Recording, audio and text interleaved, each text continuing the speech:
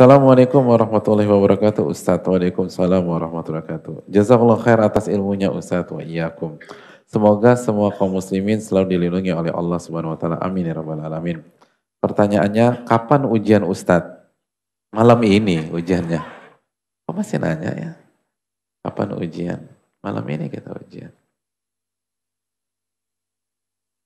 Ya. Atau kenapa nanya kapan ujian? Malam ini. Terus mungkin berikutnya juga. Kenapa? Mau nambah? Enggak. Oh ya, enggak, belum puas kayaknya beliau itu. Nanti mungkin kita buat, tapi bukan pertemuan yang akan datang. Terlalu ketebak kalau di pertemuan yang akan datang. Kita cari suasana lengah dulu baru kita ujian lagi. Assalamualaikum warahmatullahi wabarakatuh. Bagaimana caranya mengagungkan ilmu? Jazakallah khair Ustaz. Terima kasih. Banyak cara dan ada bab khusus nanti. Ada bab khusus. Tapi poinnya adalah yang pertama, dalam hati kita harus yakin, seyakin-yakinnya bahwa ilmu ini mulia, ilmu ini agung, ilmu itu tinggi, ilmu ini mahal. Dan caranya kita datang, kita perjuangkan. Kalau kita yakin bahwa ilmu ini agung, maka ketika jadwal kajian berbenturan dengan aktivitas-aktivitas lain yang keagungannya di bawah ilmu, kita harus berani memprioritaskan ilmu. Kan begitu namanya agung. Terus datangnya juga semangat. Nggak boleh suntuk tuh nggak boleh hadirin. Kan tadi surat Yunus ayat 58. Falyafrahu. Allah perintah kita gembira kalau dapat Al-Quran. Bukan suntuk, gembira. Terus gembira gitu loh. Nggak ada muka-muka galau, muka-muka depresi di kajian tuh. Nggak ada. Muka-muka ngantuk nggak boleh di kajian. Kan kata Allah, falyafrahu. Gembira gitu. Ya muka-muka seger, fresh gitu harusnya. Terus cara duduk, gimana khidmat di majelis, dan lain-lain. Allah ta'ala misal.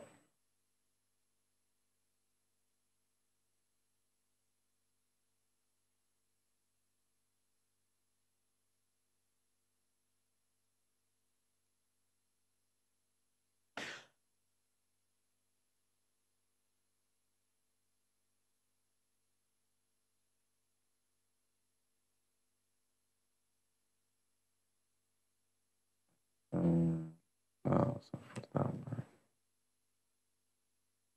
paham.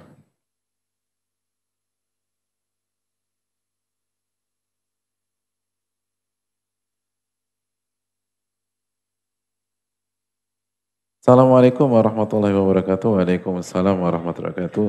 Semoga Allah Subhanahu wa taala selalu menjaga Ustadz, keluarga dan kaum muslimin secara umum. Amin ya rabbal alamin. Begini Ustadz, saya mau bertanya, saya di luar kota Jakarta Ustadz dan mengikuti kajian Ustadz melalui YouTube. Apakah ada adab khusus ketika mendengar kajian melalui streaming misalnya? Bolehkah menyaksikan kajian di YouTube dengan menggunakan celana pendek atau kaos dalam saja karena gerah? Sekian, jazakallah khairan. Ya, makasih banyak. Hadirin yang dirahmati, tergantung antum pakai baju buat siapa. Itu aja. Kalau kita pakai baju buat manusia, berarti ketika nggak ada manusia bebas kita. Tapi kalau kita berbusana yang baik, wardrobe kita bagus untuk mencari ridho Allah. Karena Nabi mengatakan innallaha jamil, yuhibbul jamal. Allah zat yang maha indah dan suka dengan segala keindahan selama nggak haram. Kan itu sabda Nabi ketika ditanya apabila ada seseorang yang suka pakai baju bagus dan pakai sepatu atau sendal bagus. Nabi katakan Allah zat yang maha indah dan suka dengan keindahan selama nggak haram. Kalau kita niatnya untuk Allah, walaupun ustadznya nggak ada, teman-teman nggak ada, di kos-kosan sendiri kita harus pakai busana komplit hadirin. Komplit gitu loh. Jadi dipakai sarungnya, terus yang bagus, baju koko gitu loh. Atau pakai gamis, oh pokoknya gitu. Udah duduk manis aja nganteng liatin handphone gitu loh. Loh beneran. Ibnu Umar itu pernah mengatakan, "Fallahu ahaqqu an yutazayyana lah." Allah tuh lebih berhak mendapatkan penampilan prima kita, gitu. Kayak ibu-ibu aja, dunia ibu-ibu kan kalau baca apa baca Quran di rumah sebagian, nggak semua, sebagian masih ada yang selalu pakai madhab dasteriyah, daster terus. Itu duit dari siapa? Dari Allah. Kenapa nggak pakai baju yang bagus? Kalau baca firman-firman Allah Subhanahu wa taala.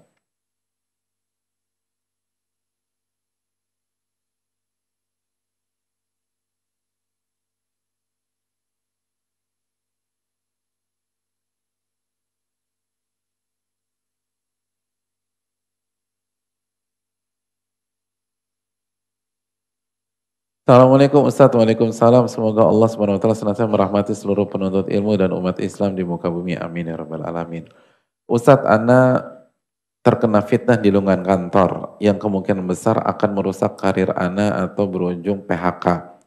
Yang terbaik, apakah Ana tulus ikhlas memaafkan dan meridhoi si pemfitnah, ataukah membiarkan saja dan jika beliau tidak minta maaf, saya tuntut saja di hari akhir. Eh, karena sepertinya pilihan kedua lebih menggiurkan. Jazakallah khairan Ustaz. Iya, hadir. Enggak. Kalau lebih menggiurkan yang pertama lebih menggiurkan. Tapi kan kita nggak bisa nuntut dong. Kan kita mau transferan pahala dari dia. Hadirin, pahala memaafkan itu lebih besar daripada tuntutan kita pada hari kiamat. Lebih besar. Itu yang pertama. Yang kedua, eh, yang terbaik adalah pilihan Allah Subhanahu wa taala, hadirin sekalian. Kalau kita pecat di kantor, sekali lagi itu berarti bukan yang terbaik buat kita. Apalagi selama kita nggak salah ya. Jangan kita udah salah terus apa namanya maksiat, terus ketika kena hukuman dari Allah kita dengan dalih mengatakan yang terbaik pilihan Allah tanpa ada introspeksi, istighfar dan berusaha memperbaiki diri. Ini kan jelaskan di fitnah nggak salah, maka tenang-tenang aja.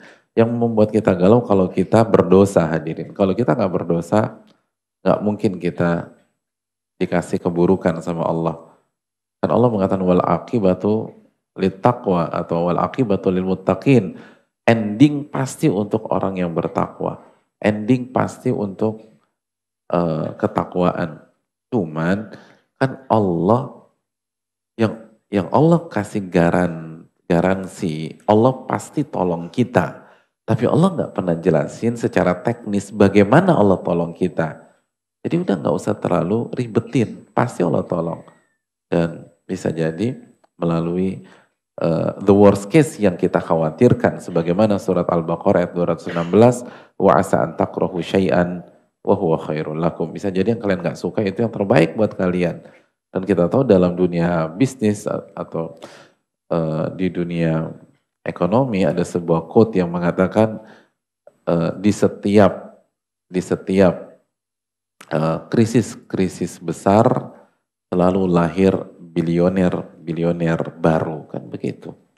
Jadi ini halnya dan dipecat apa di kantor itu hal yang eh, biasa saja dalam arti semua akan terus berjalan dan ingat hadirin kita ini hidup di dunia memang untuk kehilangan dunia.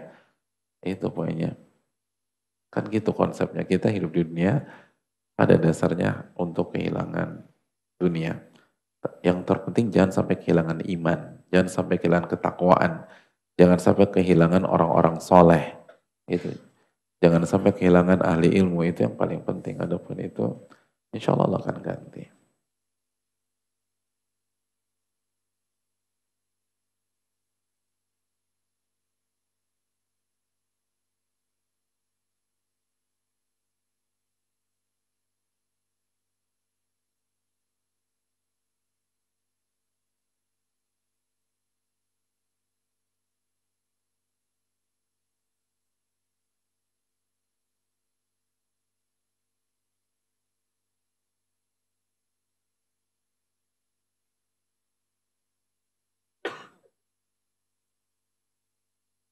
Assalamualaikum, Waalaikumsalam. Bagaimana hukumnya jika seorang istri ingin meminta cerai pada suami dikarenakan khawatir kufur, tidak dapat melaksanakan kewajiban sebagai istri? Alasannya sudah bertahun-tahun istri hijrah sendiri, suami tidak menuntut ilmu agama hingga sekarang. Sering meninggalkan sholat wajib dan tidak membimbing istri dan anak-anaknya untuk berislam. Lalu sekarang suami meminta kemunduran istri dalam menjalankan syariat. Awalnya istri memenuhi, tapi lama-kelamaan istri semakin sulit mencintai suaminya karena besarnya keinginan istri dalam berislam secara kafah. Jika Zainab binti Jahash meminta cerai karena fisik dan ketidaksetaraan tingkat sosial diizinkan oleh Rasul, lalu bagaimana hukumnya meminta cerai dari suami yang agamanya seperti ini? Ya, terima kasih yang dirahmati oleh Allah. Pada dasarnya hadirin sekalian, jangankan suami agamanya begini, agamanya bagus saja, kalau istri khawatir kufur nikmat, dia boleh minta cerai dalam Islam. Kalau kita buka bab khulu di dalam ilmu fikih, di dalam buku fikih klasik atau buku fikih kontemporer, kita akan ketemu hadisnya istrinya Thabit bin Qais yang meminta cerai ke Rasul Shallallahu Alaihi Wasallam. Dan apa kalimatnya istrinya Thabit bin Qais? Ya Rasulullah, wahai Rasulullah, suamiku ini itu nggak ada cacatnya. Kalau kita lihat dari sisi agama dan akhlak. Thabit bin Qais hadirin. Thabit bin Qais itu khotibnya Nabi SAW. Dan Thabit bin Qais dijamin surga. Oh, luar biasa. Ibu-ibu di belakang, ada nggak suami ibu dijamin surga? Nggak ada. Ini Thabit dijamin surga. Kalau pengen tahu kisahnya, buka surat atau buka tafsir surat Al-Hujurat ayat 2. Dijamin surga. Ini suami dijamin surga. Datang ke Nabi minta cerai. Apa alasannya? Walakinni akhaful kufra ba'dal iman, kata beliau. Saya khawatir kufur nikmat. Jadi kata beliau, suami saya baik banget ya Rasul. Udah perfect deh kalau bagi saya. Tapi saya nggak cinta sama dia. Saya tidak cinta. Saya khawatir ketidakcintaan saya kepada beliau membuat saya kufur nikmat. Karena setiap pekerjaan yang dikerjakan setengah hati, kalau cinta kan all out hadirin enak gitu loh. Tapi kalau orang udah nggak suka, khawatir kelepasan, khawatir lost control, khawatir meledak, dan saya nanti kufur nikmat. Boleh nggak saya minta cerai? Apa kata Nabi? Ataruddina hadiqatahu. Apakah engkau siap mengembalikan maharnya, sebuah kebun yang beliau kasih dulu? Kata istrinya, siap ya Rasul. Diceraiin sama Nabi SAW. Jadi hadirin yang dirahmati oleh Allah, itu pernah terjadi. Dan suaminya dijamin surga, hadirin yang dirahmati oleh Allah. Oleh karena itu masalah cinta itu penting dan masalah kufur nikmat itu penting.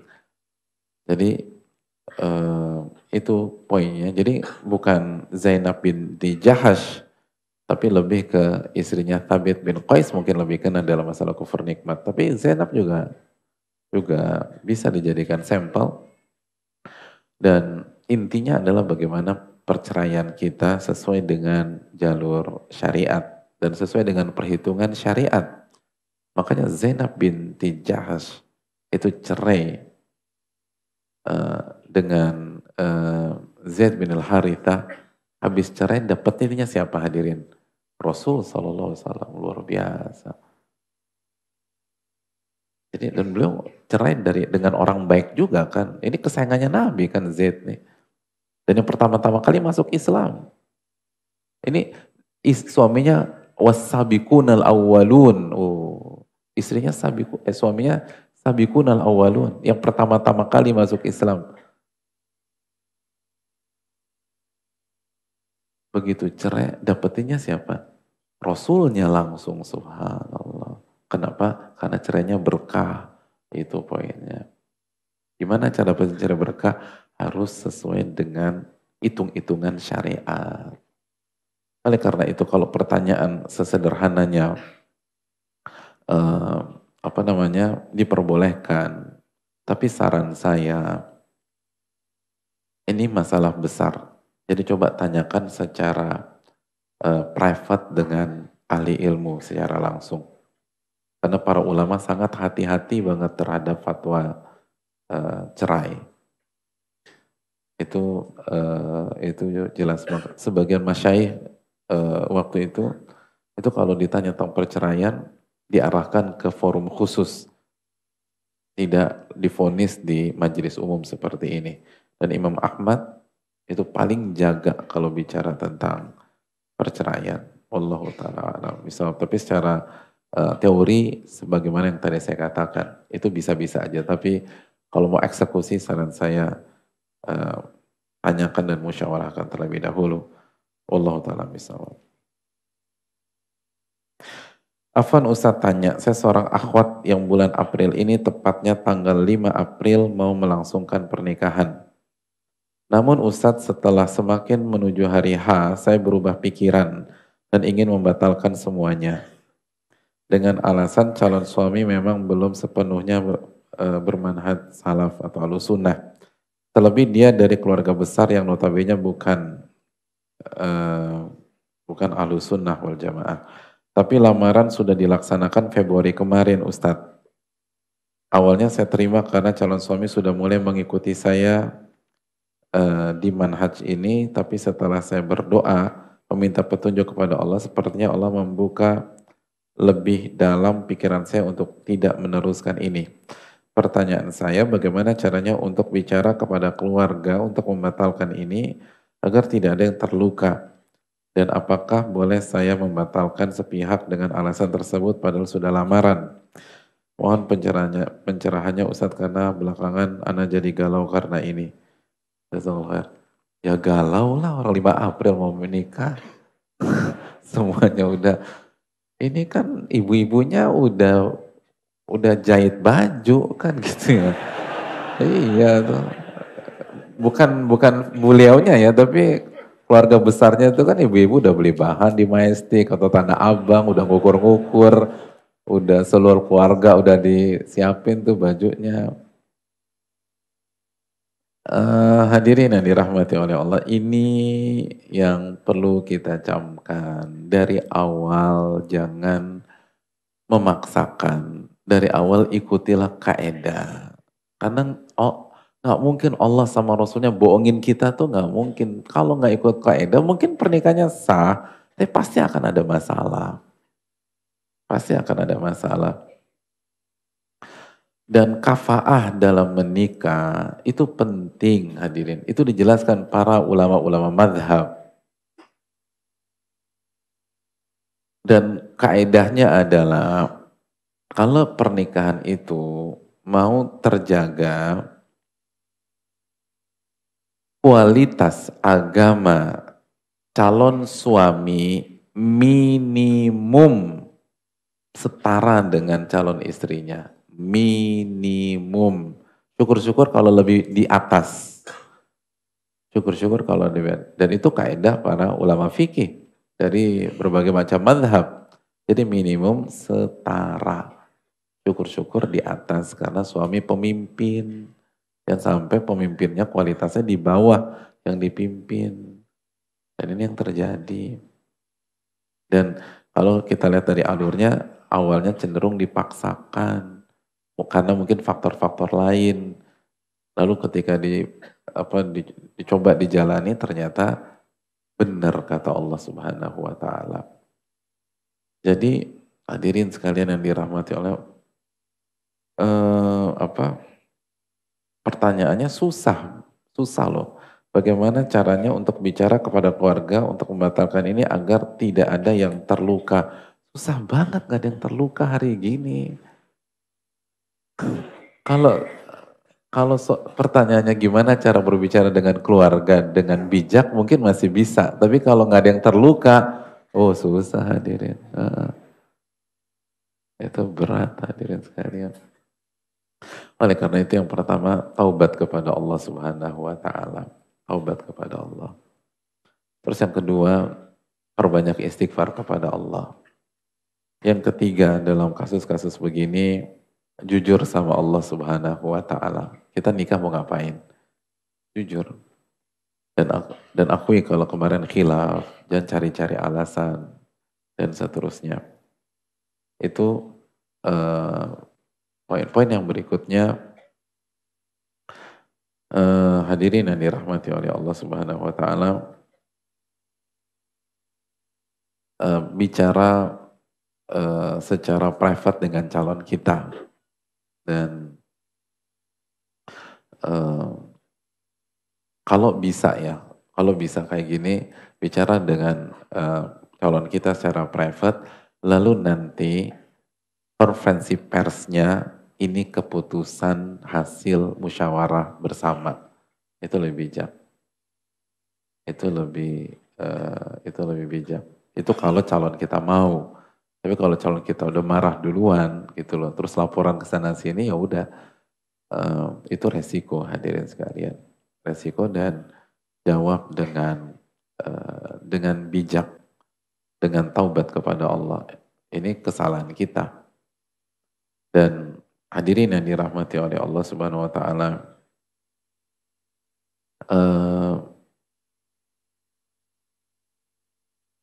kaidah kaidah mengatakan ad-daf'u ashal minar rafa'. Mencegah atau menolak itu lebih mudah daripada mencabut atau mengusir. Itu kaidah hadirin. Ya simpel aja, ada orang datang bertamu di rumah kita, dia berdiri di depan rumah dan kita nggak nyaman sama dia. Lebih baik kita bilang di saat itu. Karena menolak dari awal itu lebih mudah daripada tuh tamu udah masuk ke rumah, terus kita usir, tuh lebih susah lagi. Lebih banyak lagi polemiknya.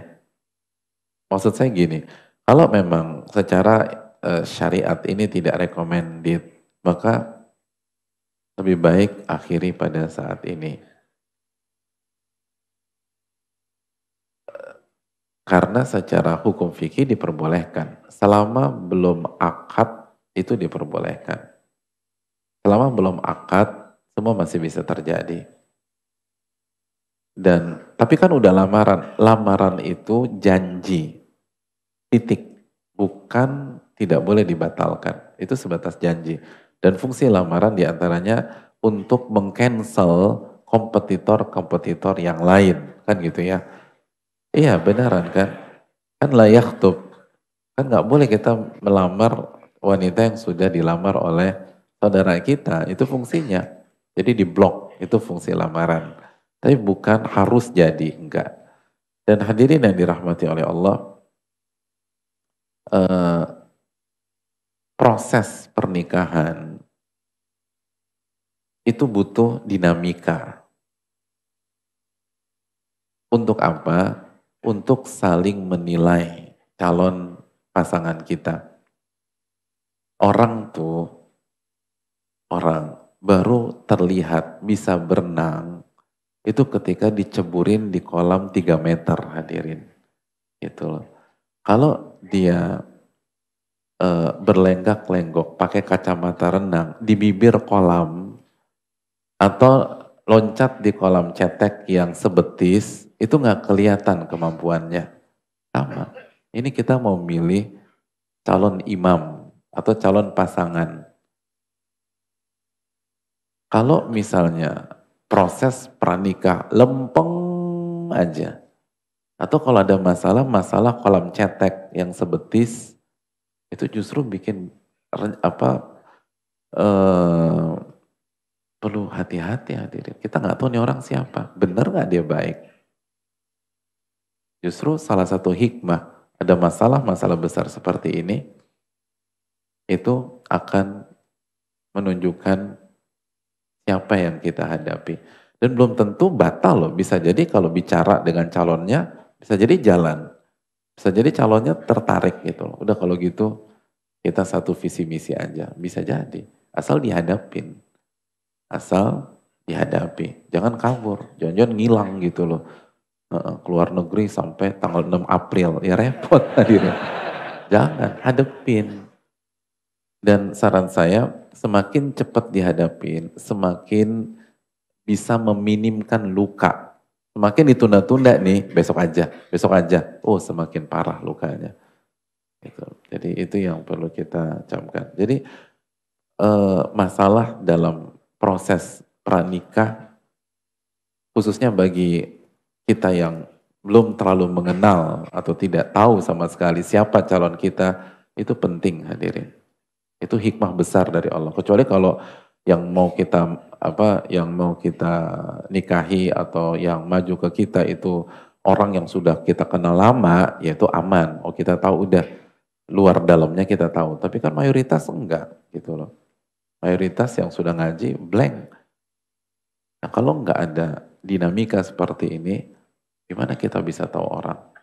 Itu penting. Dan banyak orang yang nyesal kan. Banyak orang yang ternyata kenyataannya beda dengan waktu proses. Kenapa? Di antaranya terlalu flat begitu. Makanya ini hal yang penting. Allah Ta'ala misal. Saya rasa cukup sampai di sini, sudah jam 9:10. Dan sekali lagi saya ingatkan, yang bertanya walaupun gak dijawab-jawab, dapat pahala dari Allah Subhanahu wa Ta'ala. Karena bertanya menjalankan perintah Allah, fas'alu ala dzikri in kuntum la ta'lamun. Dan yang terpenting proses, bukan hasil. Bisa jadi pertanyaan kita nggak pernah dijawab, tapi Allah kasih jawabannya dari sisi lain. Subhanakallahumma wa bihamdika, asyhadu an la ilaha illa anta, astaghfiruka wa atubu ilaik. Assalamualaikum warahmatullahi wabarakatuh.